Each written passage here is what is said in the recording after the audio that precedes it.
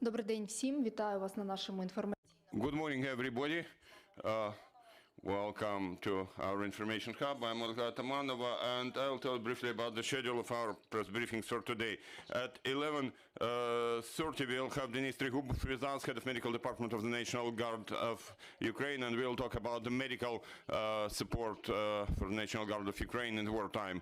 At 2:30 p.m. we'll have Alexander Motuzianik with us. Colonel Motuzianik is a spokesperson of the Ministry of Defense of Ukraine. He'll tell us in more detail about the situation at the front.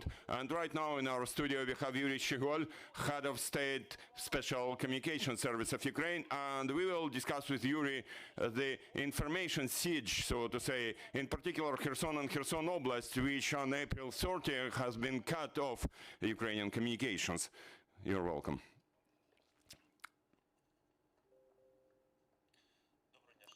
Good morning, dear friends.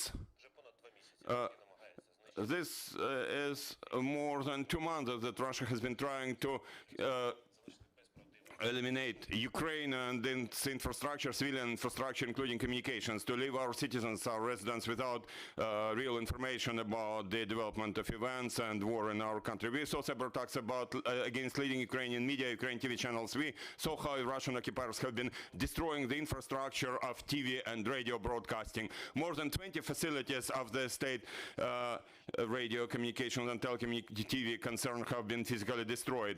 On the 3rd of May, shelling destroyed the electricity supply of radio and TV channels in the city of Lviv. In several hours our people have restored it. We saw what happened to telecommunications infrastructure in Irpin and Bucha when those territories were occupied. Last week, residents of Kherson Oblast and some part of Zaporizhia Oblast have been cut off communications because of shelling. The fiber optic network has been damaged and electricity supply has been broken for switching stations in the city of Kherson. This has been yet another attempt of our enemy to destroy the national communications and leave our citizens without true information. They still see, the enemies are still thinking that they can fool around Russian people, Ukrainian people, like they're doing it with their Russian people. As of today, all mobile carriers have been using spare electricity supply channels and have restored their communications in the city of Kherson and Kherson Oblast. Several hours ago, landline communications have also been restored. So we can say that Kherson is Ukraine. We don't leave our citizens alone. We have been working on restoring communications. Believe me, it's difficult. Our professionals and mobile carriers staff have been working under shelling, and professionals from the whole industry have been working under shelling. More than 3 days they were waiting for some opportunity to get to that place where the cables were broken and to restore them, and today they managed to do it. Also, we have some information about possible switching of fiber optic lines and stations to Crimean channels. This would be a grave violation of international law. We have already applied to the ITU, International Telecommunication Union, to apply sanctions against the Russian Federation, taking into account what they have been doing, up to removing them from the ITU as members.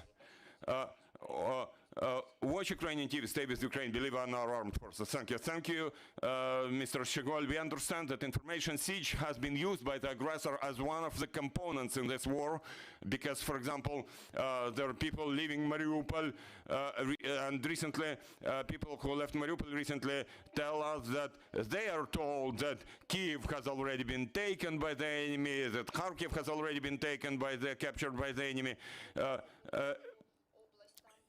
Is it possible to bring communications back to Zaporizhia Oblast, I mean the occupied territories, Berdyansk, Melitopol, Mariupol, or there is no chance to do it at the moment?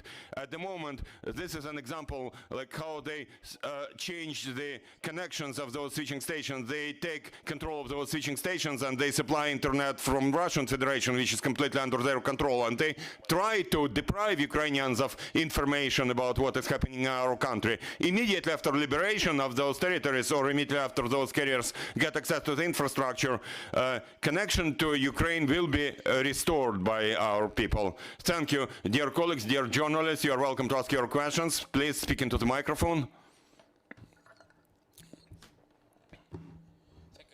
and share information with us.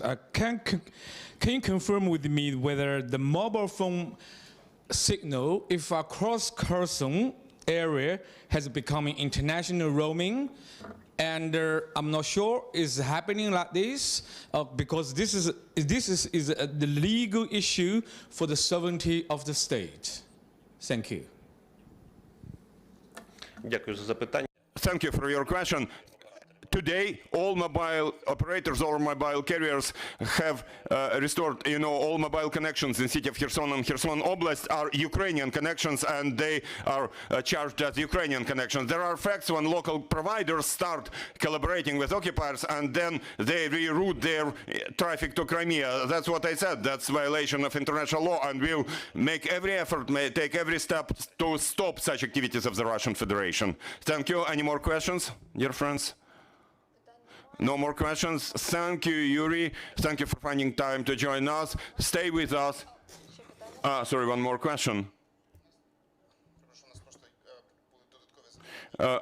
We had some additional questions we got before. Can we announce them? Yes. Is there any additional information about which fiber optic trunks in Zaporizhzhia and Kherson Oblast have been broken or damaged, and where in the regions lines have been broken? How much time it would take to restore them? Fiber optic line has been cut between Kherson and Mykolaiv, about 20 kilometers from city of Mykolaiv. There was shelling all the time, and our armed forces, our artillery pushed the enemy back, and our professionals and providers' professionals managed to restore provision of information to Kherson. The second question about the attack against Viasat. Has there been any additional evidence that there was Russia behind that attack against Viasat? At the moment, there is investigation going on about that cyber incident, and based on the results, there will be an additional announcement. And now, as of today, full functioning of Viasat and Encasat satellite has been restored, and services are provided to full extent. Elon Musk promised and sent Starlink satellite terminals to Ukraine by the end of February. Does Starlink actually help in those areas where communications have been broken, or this is mostly a marketing effort? This is the latest technology in telecommunications, and thanks to Mr. Musk and the whole team, we have provided communications, especially during the very first days when it was actually pretty much impossible because of permanent shelling. We have still maintained communications in those regions where there were no communications. And today, believe me, even in those parts where there are no normal communications, like part of Zaporizhzhia Oblast, part of Donetsk Oblast, which have been occupied, Starlink works, and it helps our military communicate to the commanders and the leadership. For several days running, there have been attacks against Ukrainian railways online ticketing system. What do you think is the purpose of Russian hackers? As always, their purpose is to destroy Ukraine and to make as much damage as possible against Ukrainian people and Ukrainian state. But today, the service has also been operating to full scale. Our specialists, jointly with those of the Ukrainian railways, have restored it during the day. What other governmental authorities are attacked most often, and how successful we are in repelling those? Those are questions we collected before your briefing. Almost all state governmental authorities, but mostly occupiers are concerned about logistics, transportation, energy sector, what supports the civilian infrastructure and everyday life of our country. They try to make as much damage as possible.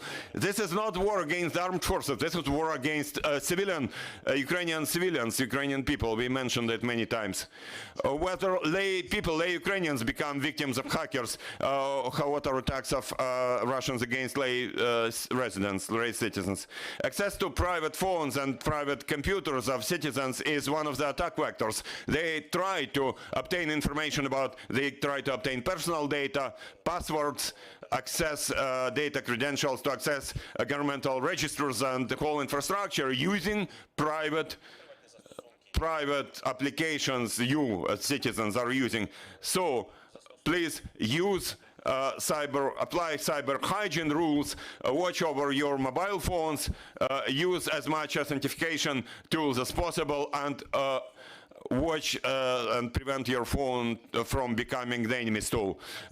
Mr. Schyhol, what's the general situation about cyber attacks? Recently, has there been any increase? What is the trend? Since the beginning of this war, the number of cyber attacks has increased virtually 3 times compared with the last year.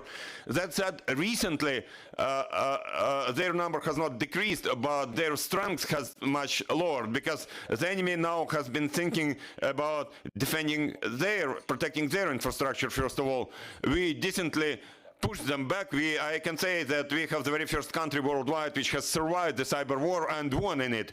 We have a huge number of professionals who joined efforts to defend our country. Thank you. Any more questions? Thank you, Mr. Schyhol. Thank you for joining us. Dear friends, stay with us.